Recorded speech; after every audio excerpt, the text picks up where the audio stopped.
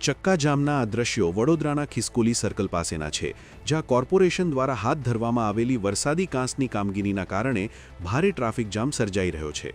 રસ્તો સાંકડો થવાને કારણે વાહન ચાલકો, વિદ્યાર્થીઓ અને નોકરિયાત વર્ગને રોજિંદી મુસાફરીમાં ભારે મુશ્કેલીનો સામનો કરવો પડી રહ્યો છે.